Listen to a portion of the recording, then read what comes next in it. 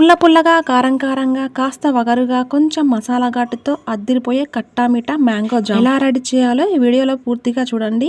ముందుగా ఫ్రెష్గా ఉన్న కచ్చ మామిడికాయలు తీసుకొని వాటిని కడిగి తూడ్చి ఇలా పైపొట్టు తీసుకొని ఇలా తురుముకొని రెడీ చేసుకొని పక్కన పెట్టుకోవాలి. ఇప్పుడు స్టవ్ పై వెడల్పాటి ప్యాన్లో కొద్దిగా ఆయిల్, 1 టీ స్పూన్ జీలకర్ర, 1 టీ స్పూన్ సోంపు, 1/2 టీ స్పూన్ వామ్, 1/2 టీ స్పూన్ పసుపు వేసుకుని తురిమిన మామిడికాయ తురుమును ఇందులో వేసి 1 నిమిషం ఫ్రై చేసుకున్నాక అందులో 1 teaspoon salt, 1 teaspoon కారం, 1/2 టీ స్పూన్ ఇంగువ, 1/2 టీ స్పూన్ ధనియాల పొడి, ఎంతైతే మామిడికాయ తురుము ఉందో అంత బెల్లం వేసి బెల్లం కరిగేంత వరకు బాగా కలుపుకోవాలి.